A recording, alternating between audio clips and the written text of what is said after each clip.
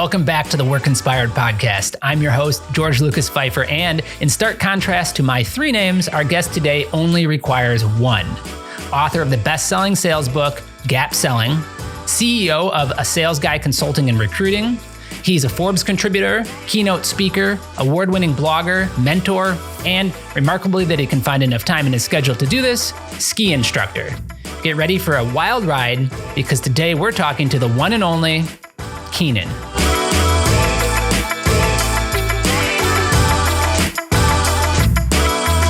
Keenan, thanks for being here. So excited to talk with you. I've been anticipating this episode eagerly. You're the first of, I think, 40 guests now that we've interviewed that's just said, let's dive right in, do no planning call. Can't wait for this. Thank you. Yes, if you don't know your business, then planning ain't going to help you. I wanted just to start off by hearing your story. Tell the listeners, who's Keenan? How'd you get to where you're at today? Oh, come on. If anybody's paying half attention and knows half their life, that's not a 2-second question, right? So, and if anybody's got a story that's worth listening to, that's not even a full day question. So narrow it down. Where do you want me to go? Where do you want me to go with that? Tell me the Cliff Notes version of your professional career. I'm looking at your LinkedIn profile. You do a lot of things and you seem to be everywhere. You're a man of many different talents, but maybe, give me kind of like the 3 or 4 highlights that have got you to where you're at today.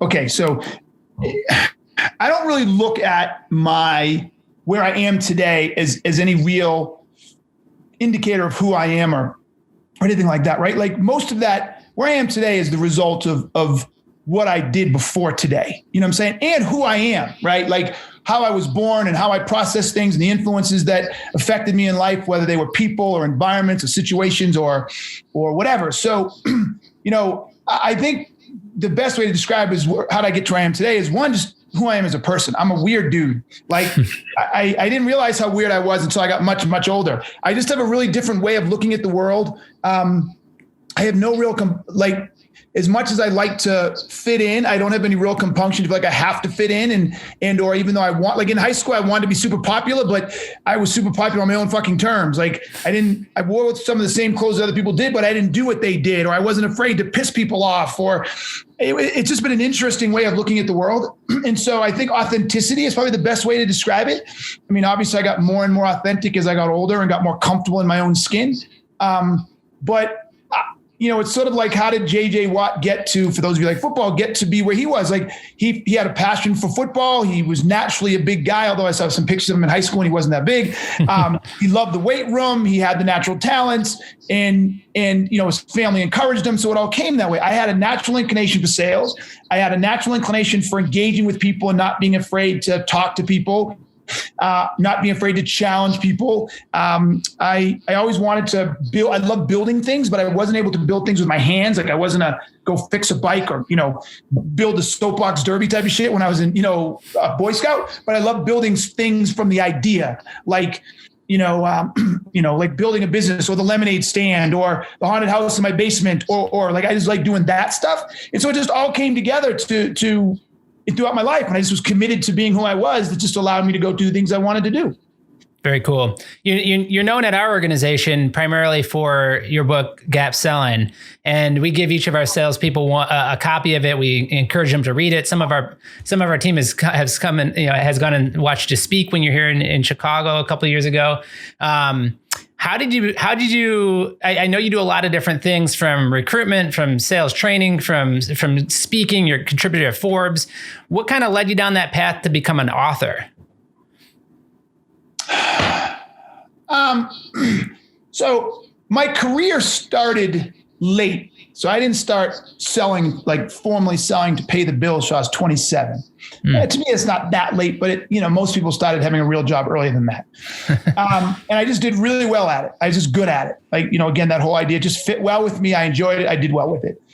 And so I went from selling chamber memberships, like the Denver Metro Chamber of Commerce. I sold memberships to the chamber at 27 for 1 year and starting in 1996. By 2000, so 3 years later, I accepted a job of vice president of national sales for a company called ICG, and they sold managed modem. Well, one of the things they sold was managed modem services, which basically was the dial-up service for all the internet, right? It was before broadband.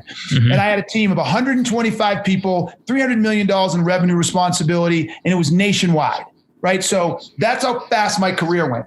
So because my career went that fast, this is before LinkedIn, or before LinkedIn was really anything, it was very difficult for me to get another job at that level, because in those days, all you had was resumes, and you had, headhunters and friends, and, what I'm saying? It was really a different world back then. So I would be up for a job, and they'd be like, they'd see 3 years of experience, and they'd be like, they just ignore me, right? I couldn't compete with the other men and women who were 40, 45, 50 with the same type of job. Does that make any sense? Yep. So after struggling to maintain that status and even falling back a little, I got frustrated and I heard about blogging. And so the idea was like, fuck this. I'm not going to rely on other people in my resume. My resume is not working for me. So I decided if I start blogging and I start blogging about how to run sales teams, the processes I implement, how to motivate people, how to get rid of shitty people, how to build a comp plan, blah, blah, blah, blah, blah, blah, blah.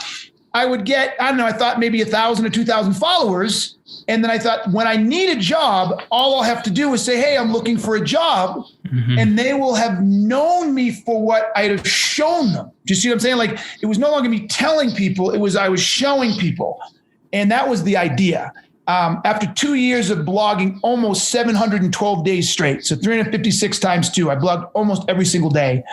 People started reaching out and saying, hey, I read this. Do you do consulting? Hey, I read this. Can you help me? Hey, I've been following and we're struggling. Can you help? And so then I was let go. A company from Europe bought the company I was working at, let the entire US team go. And so I had a choice. Spent 6-8 months trying to find a job at that level again, or bet on myself. And I had that t-shirt, bet on myself. And I said, can I build this company in the next 6 to 8 months? What could I do? So I took the chance and screw it. So I started the company, and where am I going with this? Kept blogging. And then after 7.5 years of doing it, I realized I had a good selling methodology that I was ready to share. And so then I just turned around and took everything I'd been working on, thinking about, blogging about, put it together and wrote the book. And so that was the kind of the genesis of gap selling. And for those that don't know, sum up gap selling, just the concept quickly if you can, because I want to talk about that and how it fits in today's environment with everything that's going on in the world. Yeah, I mean, simply put, it's designed to get people to stop focusing on the product they sell. Too many salespeople think they sell a product, and they don't. We do not sell a product. In the end, our buyers don't give a shit about products at all. They give a shit about what our products enable. I like to say often that everybody runs around, they buy a car, they buy a shirt, or they buy, a computer. But if there was such a thing as a genie, and everybody had a genie in a bottle, they wouldn't buy any of that stuff. They would just say, get me to work, right? They just say, print my whatchamacallit, give me this. And we wouldn't need any of that. We wouldn't buy any product, because all we want is the outcome. So gap selling teaches people how to move off of selling the product and learn what outcomes people are trying to get, and then influence them in a path to buy your product to get that outcome. Awesome.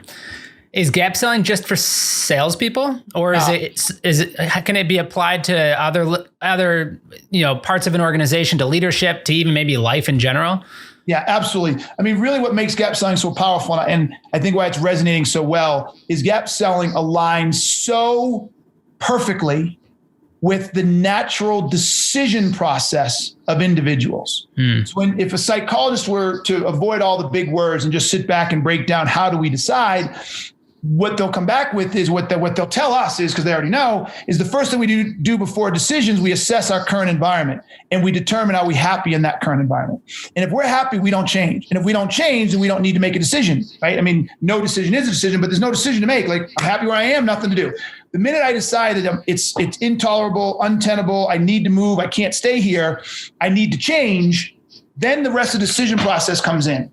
And what gap selling does is it starts at the evaluating your current state and helps buyers see where they are currently first, so that you can get them to realize they have to change before you try to get them to change to your product. Gotcha. Yeah, I've seen you talk on the subject, and the kind of the issue of being liked as a salesperson or even as a leader versus being credible came up. How do you see, I mean, what's more important in your opinion?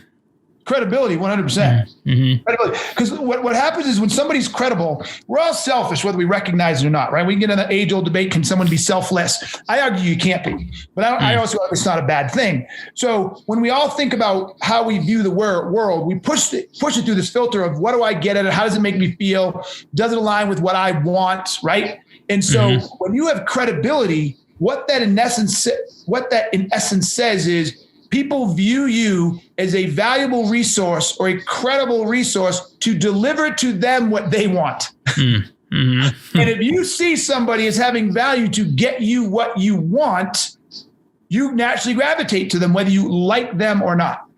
Right. How does the concept of trust factor into those two? I think a lot of people are worried that they won't be liked and maybe focus more on am I liked or will I not be liked versus am I credible? But when you obviously people buy from people they trust, is that something that needs to be factored into the equation? No, because by default you can't be credible without trust. Gotcha. You can't be, right? You can't be credible without trust. So trust to me is inherent. I completely agree with the statement. People buy from people they trust. Absolutely. But the people they like, I don't have to like you to buy from you as long as I believe you're credible. Gotcha. Right? In order to be credible, I have to trust you, or trust is inherent to credibility. You as a person, just from talking to you and from seeing you speak, you exude confidence. How important is it to be confident when you are a salesperson or when you're trying to leverage gap selling strategy? Is that a critical factor? Confidence in the ability of your product or service to deliver on their outcomes? Absolutely. Okay. Confidence as a personality trait, confidence as some people misappropriate in terms of gregarious and outgoing and talkative. No. So you can be an introvert, you can be quiet, you can be toned down. I don't think it matters. Where it matters is, can you exude a sense of credibility and confidence in the ability of your product or service you're selling to deliver on the outcomes. And what I say to people, and it's funny you asked this, I just gave this story, metaphor, analogy, whatever you want to call it, anecdote, to someone the other day. Take a really quiet young kid, guy, girl, doesn't really matter. It's, we would traditionally call a nerd that seems to lack social skills, right? And then say to them, hey man, what's your favorite Star Wars? And they're going to say, I'm making it up, but they're going to say, number 3, Return of the Jedi, right? No, number 4, Return of the Jedi. No, that's 5. Empire Strikes Back. One of those Star Wars. Yeah. Number 4, Empire Strikes Back. And they say that to you.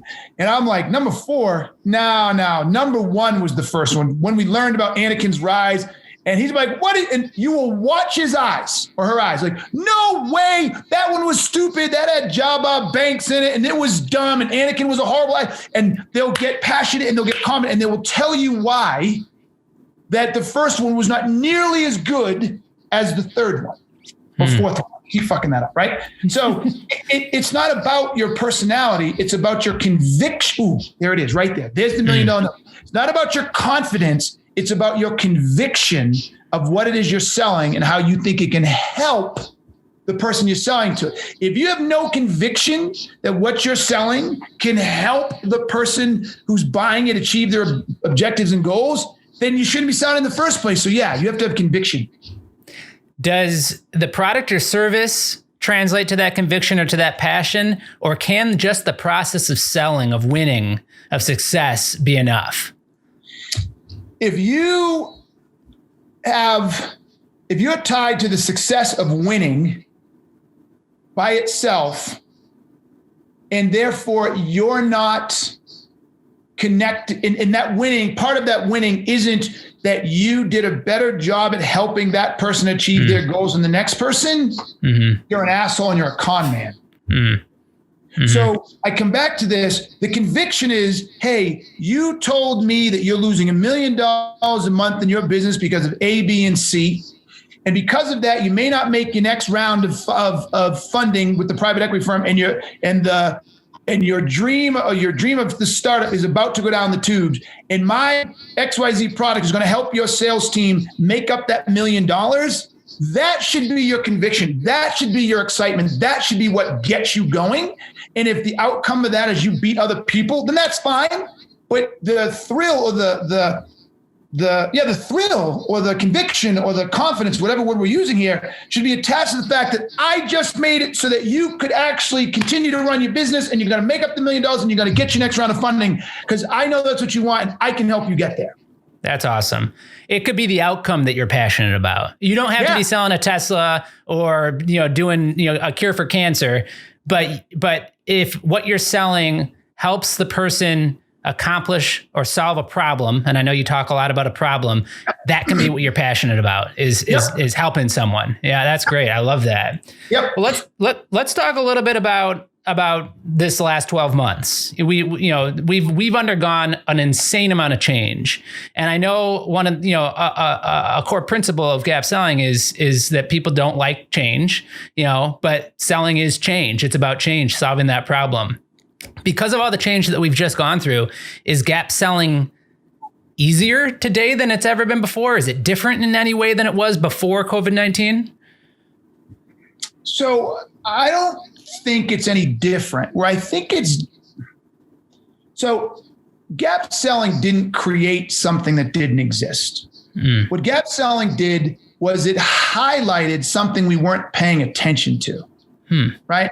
So like I said, the way we make decisions today is the way we've always made decisions, right? Whether we want to admit it or not, whether we were conscious of it or not, or whatever. I use this a lot in my training. Now, granted, not many people drive home anymore, but it looks like you're in an office right now.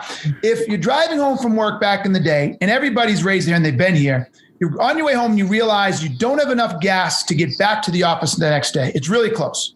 So you're sitting there asking yourself, do I stop and get gas, or do I go all the way home? And we have that tension because you just want to get home, but you also realize, shit, I don't know if I have enough gas. So what you do before you even decide, do you stop, where you stop, how much you put in, blah, blah, before you any of that, you do this whole assessment of, okay, what time is it? Is my spouse, my husband or wife at home? Are the kids at home? Is dinner on the table? Do I have to make dinner? Is the football game going to start? Like, you run through this assessment of where you are. And then based on that assessment, you then say, okay, based on that, where's the closest gas station? How long will it take me to get there? Can I do it in the morning? Do I want to wake up in the morning? So those are all my options, right? And you start banging those against each other until you find what I call this optimal gap size that says, you know what? For where I am now, I am not driving halfway across town to do it. Fucking not doing that. But okay, there is a gas station. It's not what I normally go to. It's a little more expensive, but I don't want to get up an extra half hour early, and I don't want to deal with the traffic. And so, you see what I'm saying? That's the cost, all that stuff I'm saying. So you built this gap of where I am today, where I could be tomorrow, the cost of all that, and then I make my decision. So what I'm saying to you, answer yours is nothing's changed. We've always made decisions that way. But what gap selling has taught salespeople to do, and people who have to influence people's decisions, invest in my company, buy off on my new and internal idea, my new product idea, whatever, is it teaches people how to understand what the person could be thinking, could be going to, and help them go through that process of, okay, well, who's at home right now? And is she making dinner, or do you have to make dinner? What were you planning on making?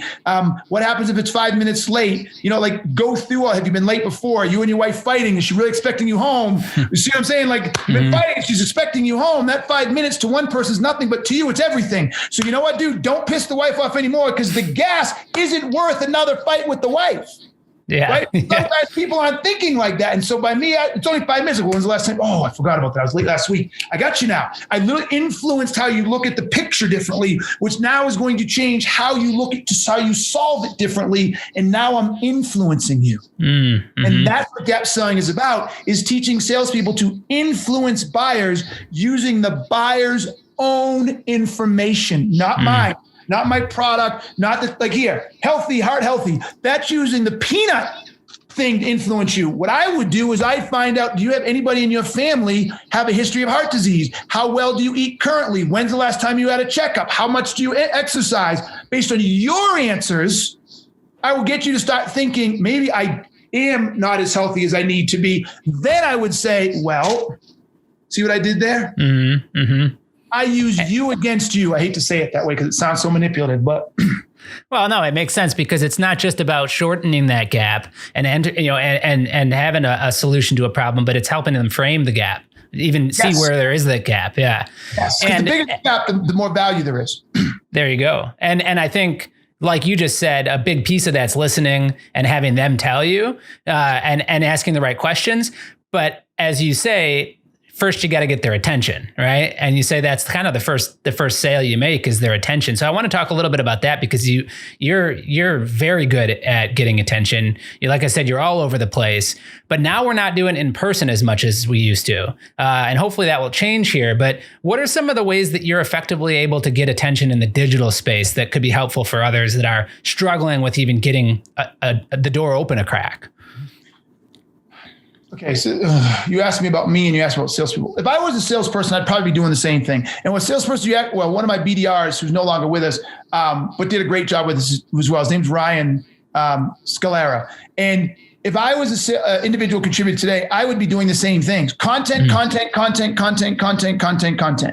Create as much content as you can. Talk about the problems you solve. Teach people in all the content you have. I mean, I would say this month less so because we're about to cross 50,000. So we're doing a lot of promotion. But before this, if you look at my content, what would you say? What percentage of it actually talks about my book or talks about my company? What percentage would you say?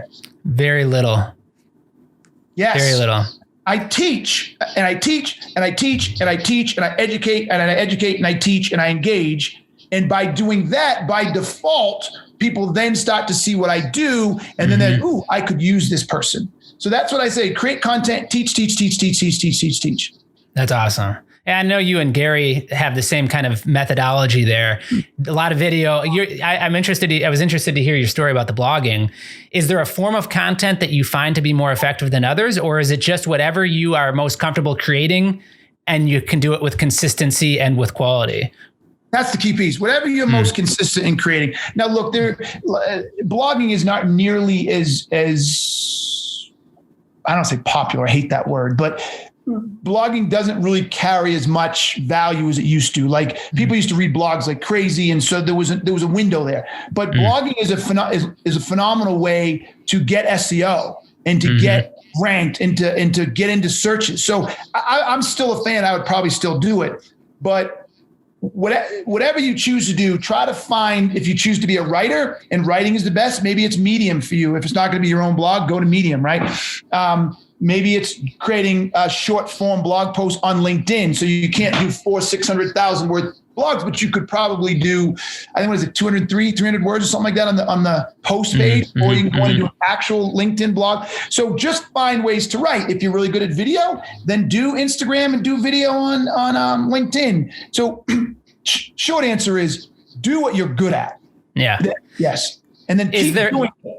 That's the key. Everybody wants to quit. Listen, motherfuckers, you're not going to like this. But the reason you're not doing it is because you're looking for the silver bullet and you lack the vision. You literally lack the vision to understand that if you just keep going, it will work. It's foolproof unless you're an idiot. But most of you stop in a couple of weeks, couple of days. No, you've got to keep. Remember I said 712 blog posts before people really knew who I was. Now, look, I could see incremental, I got this nomination or got this award, but it was still incremental. Gary Vee will tell you, what do you do? 800 YouTube videos in his basement spitting into a bucket, right? Most people don't have the grit and tenacity to keep going. That's the problem. What do you say to people that are relying on their marketing team at their organization for the content and they just want to share it? Or to marketing teams that say, we don't want you creating your own content as an individual, share the brand content. What's more important? Is it important for an employee or an entrepreneur, entrepreneur is a little bit different because they kind of are the company. But if you're working for an organization, what do you say to people considering building their personal brand and not just leveraging the corporate brand for their content? Do it yesterday. Yeah. Do it yesterday. Yeah. Look, more and more businesses are outsourcing more and more business. And more and more people are found because of their personal brand than they were found because of their resume. Like the mere fact that even millennials and even some Gen Zs are now coming into the workspace and still think the way to get a job is to apply and send as resume blows my fucking mind. It's like, are you serious? I mean, please stop. Like, get out there, build your brand, get found, let people know who you are, and let people know who you are. I have this t-shirt I haven't worn very often because I got to redesign. I don't like it that much, but the phrase is perfect. The tell me economy is dead. We're in the show me economy, right? Get out there and show what you can do. Yeah. It's awesome. You do a lot of focus on B2B, I know, or let's say you work with professionals. Is LinkedIn still the place to be, or are there others that are kind of up and coming? Yeah, hands down. Hands down, LinkedIn's still a place to be. Yeah. Now they're squeezing the organic, which bothers me. And if I had more time and more money, I always say if I were a billionaire, I would. There is room in there for some social network. TikTok's already proven this out. Now, I don't see TikTok's financials. I don't know how it's affecting them. I don't know if it's preventing them from making the kind of money that Facebook has made or whatever. But TikTok figured this out. When you don't squeeze organic, more people come and they use it because people live and thrive on that reinforcement. So when people work their ass off and they build relative audiences, depending on the type of platform, but 100,000 people or 200,000 people on Instagram, millions, and then you're squeezing the shit out of that, especially those in the middle. Like if you get 1 million followers or 5 million followers and they're squeezing it and you're only seeing 10, 15,000 likes and views, that's still a lot. So you're like, okay. But if you're someone who's got 1,000 or 2,000 or 20,000 viewers on Instagram and you're only seeing 300 or 400 likes, that gets defeating because you worked your ass off, right, to build that following, and they keep squeezing it. So I think there's an opportunity for a social network, particularly business or a social like a Facebook, but more on the business side, where people have there's no organic squeeze. You get a fucking 1 million things, we're going to show it 12 million. Right. I think there's space for somebody to do that. I completely agree. And it's an interesting conversation. Is it organic, or do you need to pay these days? You got to pay to get that reach, and I know there's many different schools of thought. I love that you brought up TikTok because I think the same way. You don't see a ton of ads on there. There is obviously an algorithm, but it's, there's insane engagement happening on that platform, which is very cool, and probably why there's more content creators moving over to that space. I agree. B2B space for content creation there's a gap there. It's right now it's dominated by LinkedIn, in my opinion. You're right. How do you, well, let's shift focus to this because you've already given us a ton of things to think about. I think constant content creation, the idea of the gap selling, helping frame that, being credible. I think these are all really, really good insights. As it relates to you and kind of what you found to be successful, is there a resource? I know LinkedIn you found to be very valuable. Is there a resource that's been really beneficial to you in your career that you could recommend to others? No. And this is probably going to surprise you or flip the script a little on where you're coming from. But I think it's so critical. And I see it every day. It's not the tools. It's just not the tools. It's not LinkedIn. It's not my blog. It wasn't, Tumblr. It wasn't Facebook. It wasn't Twitter. I used Twitter a lot back when I had my blog. Like the combination of my blog and Twitter was huge for me back in the day. It's none of that stuff, right? What it is you. It's the individual, and it is the individual willing to put in the time. Is the individual willing to be self-aware enough to say, you know what, I don't know enough about this topic. I need to go study, or I'm not working hard enough, or I'm blaming other people, or I'm not as good as I think I am, or I'm not staying ahead of the curve. Like it's really assessing you. Like that's been the greatest value. Like, look, yes, as I get older, people keep telling me, well, you were given talents others don't have. And I never believed that, because if you talk to my high school teachers or you talk to other people in my life, like I was an idiot when I was a kid. I remember I went to the guidance office when I was I guess I was a senior, probably had to be a senior. And I went down and said I wanted to talk about college. Her name was Mrs. Solomon, and I don't even know if she's still alive, and I'll call her by her name till the fucking day I die, because she's got a job, and that's to help kids. And she looked me right in the eye and shook her and said, "You are not going to college. Get back to class." Okay. So I was an idiot. And so I was an idiot, but it doesn't matter. So my point is, as I got older, I just had to recognize and take ownership. Hey, you know what? That was not a very smart move on your part. Or you're just sitting back waiting for it to happen. Or, you have this part that upsets people. And if you keep doing this, it's not going to get you to where you want to go. Or, like I remember when I was younger, about in my early 30s, late 20s, I realized I had all these big guys, an idea guy, but I couldn't execute anything. And I realized, and I still kind of suck at execution, but I'm way better than I used to be. And I remember a book called Execution came out, Larry Bossier and Ram Charan. And I was like, you suck at execution. Go buy the book, go read it, learn to execute better. So where I'm going with this is, it's not the tools. Everybody's running around looking for tools. They're looking for silver bullets. They're looking for shortcuts. No. Fucking hack yourself. Hack you. Figure yourself out. Figure out why you're an asshole 25% of the time. Figure out why you avoid the difficult things. Figure out why you're afraid of risk. Figure out why you suck at reading. Or figure out why you haven't read a book in 5 years. Figure out why you don't understand certain things. Like, figure yourself out. I love it. Hey, does this product me, watch what I do here, does this product me align with where I want to go and what I want to achieve and what I need to do? And be honest with yourself, because 90% of the time the answer is no, but you don't want to hear it, and then you don't understand why you're not getting the results. How important are people?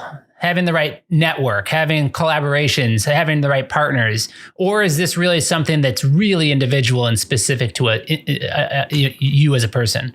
It's both. It's everything. But again, it's sort of like, how important are the tires on a car? Well, they're super critical, but what's more important is, does that engine run and run well? Because those tires ain't turning without the engine. So to me, absolutely, the people, the relationships, the collaboration, all of that is critical. But none of that runs well or helps until you fix you. And what I mean by fix you is, some of you dumbasses are like, I don't need anything fixed. I'm not mean fixed like you're broken, okay? I can already hear the idiot saying, well, I'm not broken. What I mean by fix you is align you. Are you where you need to be? Are you doing the things? Are you owning your faults? Are you owning your weaknesses? Are you aware? Do you have the self-awareness to work on the you that then maximizes the blog post, or maximizes the relationship, or maximizes the collaboration, or sees something coming no one else saw, because you realize that you weren't too aware in a certain industry, so you started researching the industry. You know what I did there? I don't know this much. I should know more, right? So you have the humility to say you don't know something. Then you have the humility to say, I should probably learn it. Then you start learning it, and you learn it with conviction. And then you're like, because you're learning with conviction, like, wow, this, oh my God, this could be something big. Then you realize I'm really shitty at execution. So then you get better execution. So then you execute on that piece. Do you see what I'm saying? It took 5 things in me to say that I suck at something, and be man enough to be like, I can do more. I suck. I'm not good enough. Go do them. That created that opportunity, that created that relationship, that got me in front of that person, that helped me collaborate better, that helped me see anew. That's the key right there. It's you. It's you. So really, to be successful at gap selling, you got to be able to identify your own gap and figure out how to get there. Yes. Got it. Yes. Let me give you a quick example. And it's really stupid. Do we got a minute? Yeah. Oh yeah. Yeah, this drove me insane, and it's going to probably piss a lot of people off. But this is a perfect example of what I'm talking about. Liz Ryan posted on LinkedIn the other day, like 12 things employers should never tell their employees they have to do, right? And I agree with all 10 or 12, whatever the number was, but one of them. One of them said, never force your employees to put their Zoom camera on. I was like, absolutely do not agree with that. 100% I do not agree. Now, with anything, there's exceptions. If you call me up and say, Keenan, my internet's really, really bad, and okay, fine, keep it up. Or, hey, Keenan, I got a big growth on my forehead. Okay, I got it. There's exceptions. But generally speaking, yes, you can expect and mandate they need to put it on. Well, people started going off on me. One person called me elitist. One person said that not everybody has the big argument was not everybody has the perfect home setup, and that it's embarrassing. And they live in the projects, they live in a trailer park. They do this and they do that. It's not fair to them. They shouldn't be belittled. They shouldn't be made to felt a certain way. And I was like, fuck you and stop.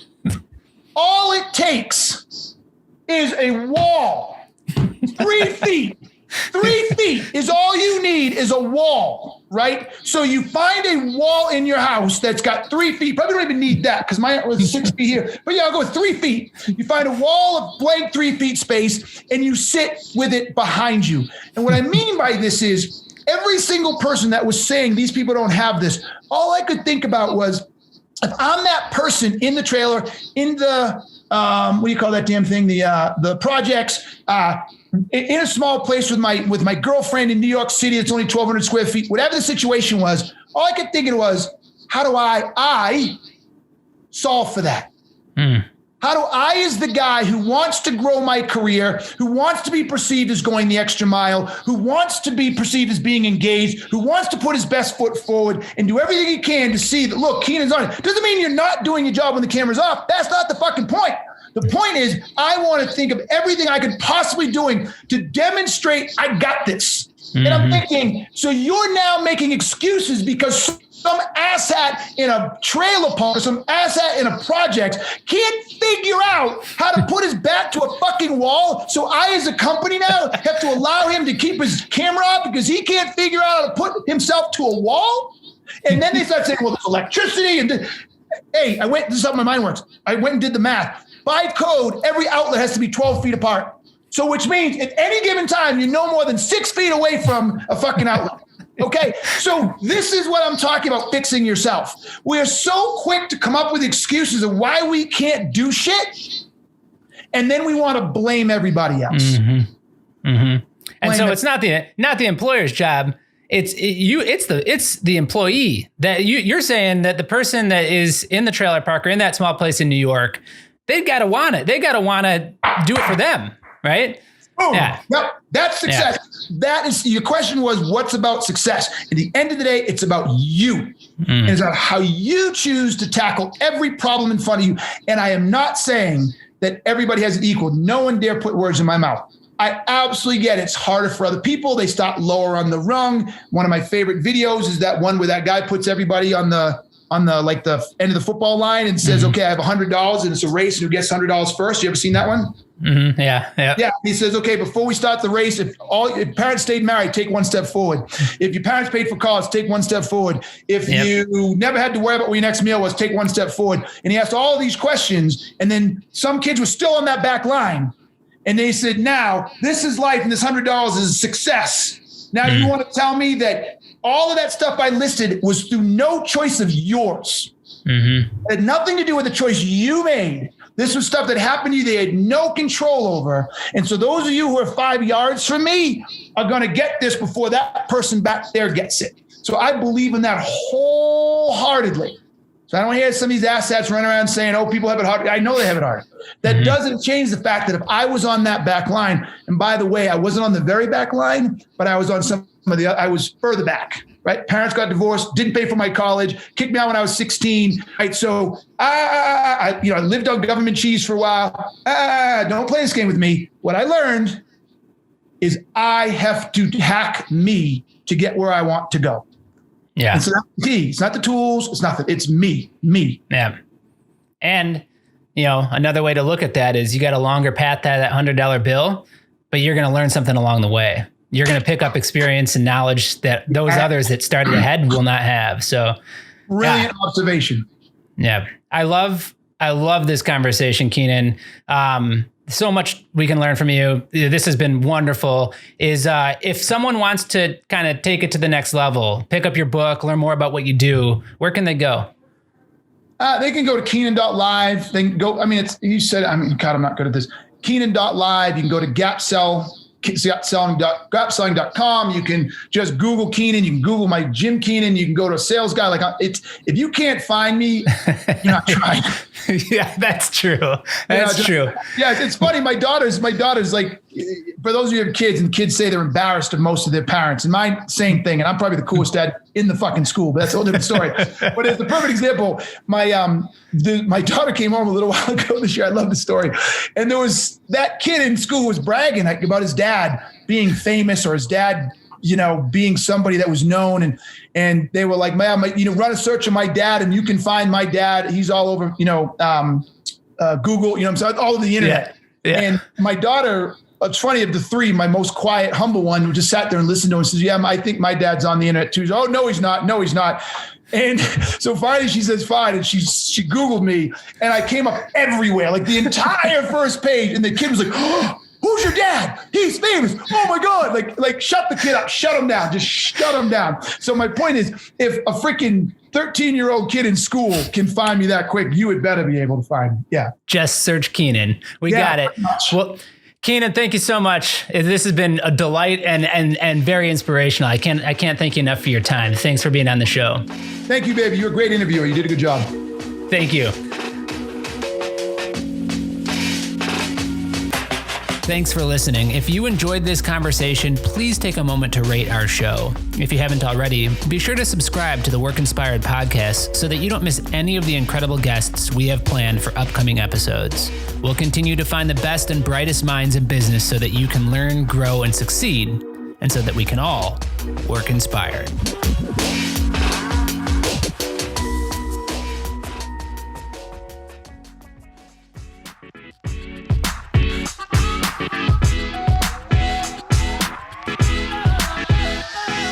Work Inspired is brought to you by BOS, a leader in commercial working environments and a Hayworth best-in-class dealership.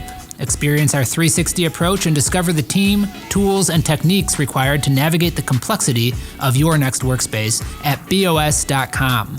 If you have ideas, feedback, or would like to be featured on our show, please email podcast@BOS.com. Thank you for listening. This has been a Workspace digital production. If you're interested in launching a podcast at your organization, please email info@workspace.digital for a free consultation.